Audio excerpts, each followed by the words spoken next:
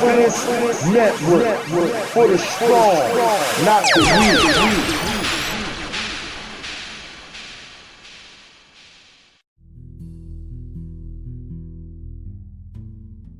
How's it going, folks? My name's Andy, and here are, in my opinion, the 10 greatest rookie seasons of all time. These guys entered the NBA and immediately made their mark. I'll be considering each rookie's regular season and playoff performances if they made the playoffs, and I'll try to form a list that will be a balance between them, along with how much team success they had.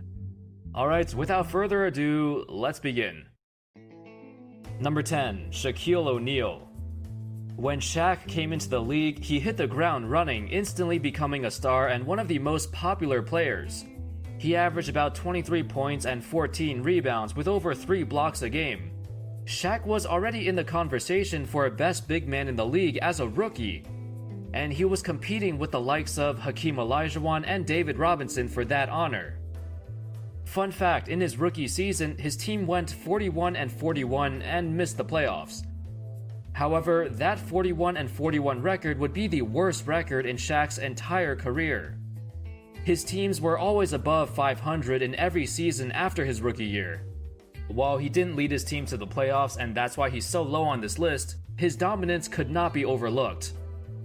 He took the league by storm with his sheer size, strength, quickness, and athleticism, which only can be matched by Wilt Chamberlain before him. Number 9, Tim Duncan. Another dominant big man who instantly made an impact. Tim Duncan averaged 21-12 and led his team to 56 wins, a 36-win improvement compared to the previous season. Well, to be fair, he was not yet the primary option on the Spurs. That would still be David Robinson, who came back from injury and was also a huge part of that 36-win turnaround. It was more like a bounce-back season for him. Regardless, Duncan was one of the most impactful rookies of all time. He led the entire league in double-doubles and also won Rookie of the Month every single month, something we rarely ever see. Then in the playoffs, he would become the number one option, leading his team in scoring. At this point, it was clear that it was Duncan's team. In a 1998 interview, as his rookie season was coming to an end, Coach Pop said, "He's totally unselfish, his approach is totally unique in today's world. He just wants to be better and he's not impressed with any hoopla. He couldn't care less about himself." It was like that for the rest of Duncan's career as well. He played like and acted like a seasoned vet right when he entered the NBA. Number 8, Oscar Robertson. Robertson's regular season numbers were probably the best we've ever seen out of any rookie. Even though, the pace of the game was much quicker back in the 60s with a lot more possessions, so they are a bit inflated. However, averaging a 30-point triple-double is nothing to scoff at. Well, almost a triple-double. 30 points, 10 rebounds, and 9.7 assists. That's close enough. And he did it while being super efficient for a guard, hitting 47% of his shots and 82% of his free throws. Robertson actually led the entire league in assists and true shooting percentage as a rookie. That's pretty damn crazy. Unfortunately, I put him lower on this list because his Cincinnati Royals finished with a pretty poor record, going 33-46, missing the playoffs.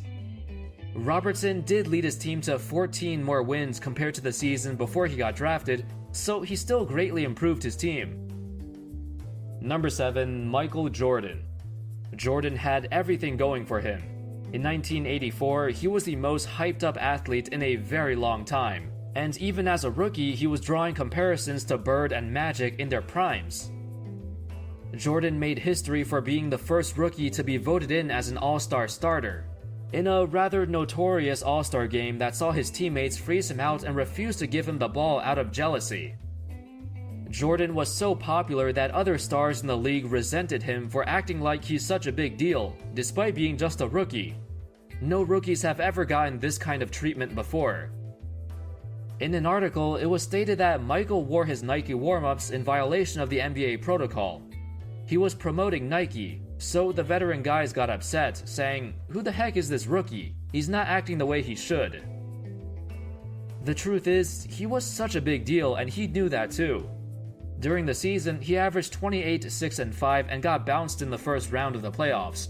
But the excitement he brought to the league was nothing short of amazing. Everyone knew he was going to be the next great superstar. Number 6, Larry Bird. Statistically, his averages of 21, 10, and 4 look great, but what stood out was his ridiculous impact on his teammates. He single-handedly turned the Celtics from a 29-win team to a 61-win team, without any other major additions besides him. Bird came in with a swagger and level of confidence bordering on arrogance that made him both endeared and hated by his peers. Pretty much all of the well-known stories about Bird include his trash talking, to the point where opponents wanted to knock the hell out of him. He started to do that right when he came in as a rookie, and the scary thing is, he always delivered. His most famous trash-talking moment happened later in his career, in the 1986 three-point contest, when Bird walked into the locker room and greeted his competition by saying, "So, who's coming in second place?" Number 5, David Robinson. What separated Robinson from other big men was how built he was. 4 years at the Naval Academy and 2 more years serving in the Navy prepared him quite well for the NBA. He averaged about 24 points and 12 rebounds with nearly 4 blocks a game. I've talked about Tim Duncan turning the Spurs into contenders, but drafting Robinson is where it all started. The Spurs won only 21 games before getting him, but he would lead them to 56 wins and the conference semifinals as a rookie. That's a 35-win turnaround, and Robinson would start a new era for the Spurs.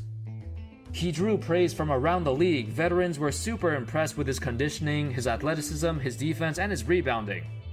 Under Robinson's leadership, the Spurs would compete in the West for the next decade, and he helped build the foundation and culture for the organization to succeed. Number 4, Elgin Baylor. He started off his career in Minneapolis, where he would average 25 and 15, while leading his team to the NBA Finals. They would ultimately get swept by the Boston Celtics, but this season was the start of the Lakers dynasty. While the Lakers' record was mediocre at best, any rookie who leads his team to the finals deserves a lot of credit, and that's why I ranked him so highly. Baylor was one of a kind, a versatile small forward who could do literally anything. Well, except for winning championships. He could rebound, post up, pass, shoot, take you off the dribble. Before him, nobody thought a 6'5" small forward could dominate like that, as the game was still heavily revolved around big men. Unfortunately, by the end of Baylor's career, he became known for, well, his abysmal finals record. He went 0 for 8 in the NBA Finals and finished his career without a single championship. Number 3, Kareem Abdul-Jabbar. Very few times do we ever see a guy of Kareem's size and skill. At 7'2", and reporters would say his height was measured without shoes on, Kareem was the tallest player in the league when he arrived. Formerly known as Lou Alcindor, he joined a Milwaukee Bucks team that was only in its second ever season in the NBA. He turned them from a 27-win team to a 56-win team that was competing for the championship. In the regular season, he put up 29, 14, and 4. Then in the playoffs, he put up an absurd 35, 17, and 4, leading his team to the Eastern Division Finals. Statistically, he had arguably the most dominant playoff run for a rookie, and his patented skyhook became the talk of the town. Number 2, Wilt Chamberlain. 37.6 points, 27 rebounds, and a ton of blocks that were not recorded. Yes, the numbers are inflated due to the insane pace back then, where teams got roughly 25 more possessions than today. But the fact of the matter is, as a rookie, Wilt led the league in scoring, he led the league in rebounds, he led the league in field goals, in win shares. All of these were by such a huge margin too. Nobody was more dominant than Wilt from an individual standpoint. In the playoffs, he would lose to the Boston Celtics, his kryptonite. This became a trend as most of his losses over his career came against the Celtics and his biggest rival, Bill Russell. Out of everyone on this list, nobody could stack up to Wilt, but the final player on this list did more than just put up regular season numbers. And that brings us to number 1, Magic Johnson. If you just look at Magic's regular season numbers, it's not super impressive compared to other guys on the list. But Magic stood out for the same reasons that Elgin Baylor stood out. Back in 1980, it was still Kareem's team, but Magic was the guy who pushed them over the top and turned them into true contenders. In the 1980 NBA Finals, Magic took over Game 6 after Kareem went down with a devastating sprained ankle. Magic would score 42 points and dished out 15 assists. It was arguably the greatest elimination game in history, and yet it was done by a mere rookie. His performance earned him the 1980s Finals MVP, the first and only Finals MVP won by a rookie. He's also the youngest Finals MVP ever. He's also the only guy on this list who did not win Rookie of the Year, as he lost that award to Larry Bird. Overall, when you take into account Magic's impact on the Lakers, along with his incredible playoff run and finals performance, he had, in my opinion, the greatest rookie season of all time. Anyway, that's all folks. Those were the 10 greatest rookie seasons in NBA history. Let me know your thoughts on this list, and do you think anybody else should have been included?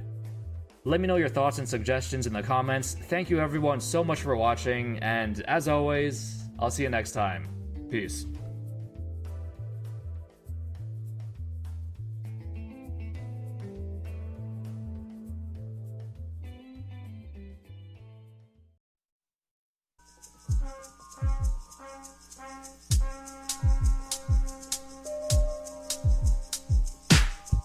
It's your boy D Greatest from South Central. Tune in on Sunday for Sunday Night Love Jones, 4 o'clock, 7 o'clock Eastern Standard Time, and on Mondays for Monday Night Love Jones, 4 o'clock, 7 o'clock Eastern Standard Time for good music, good conversation, and good vibes. It's all about the love. Yeah, man.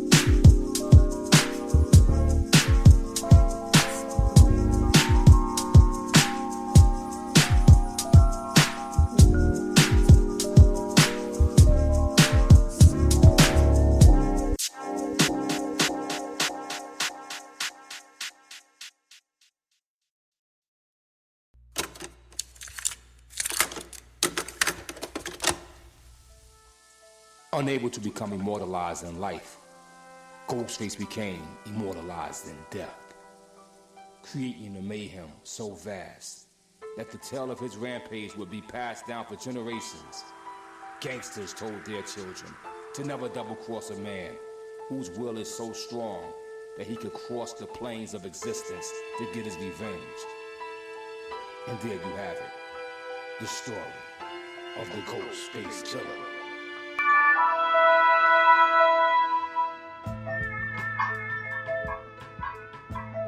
Welcome aboard, welcome aboard, welcome aboard. It's your man H-Rap coming at you live and direct from Late Rent Loud Music Studios. This is the End of the Bench Podcast, brought to you by Built for This Network. As I stated, man, the game is being killed every week at this time. We're going to have some fun. It's an interesting week, but you know I start every show. I have to send peace and blessings to my ancestors. Without them, I would not be here. It was taught to me, anytime you're publicly speaking, you must address your ancestors so you can get blessings and protections to keep things moving in a positive direction. So I always salute my ancestors. Thank you guys for tuning in. Thank you guys for being in the chat room. I really appreciate you guys. And again, there's no disrespect. I always announce you guys as I go through the show. I don't announce you publicly because, and like I said, I have people who listen who are not part of the Built for This Network family or the Spreaker family, and they go, hey, what's with all the announcements? It makes me not want to listen. So in all fairness, I address you one by one in the chat room, but not verbally. Thank you for being patient with me in regards to that. With that being said, thanks again for tuning in. It's been an interesting week in sports. You know how this goes. I'll give you my take in sports. You interact in the chat room. You make the homie Big Illinois, I told y'all, he sued me for unemployment. Got his job back. Judge Wapner gave him his job back. He'll be in at 5:30. Otherwise, if he steals some more stuff out the office, we firing him again. That's how it's going down. He know it. I know it. That's how we getting down here at the End of the Bench podcast. He was trying to get on D Gray show. I told D Gray don't hire him, but since that was out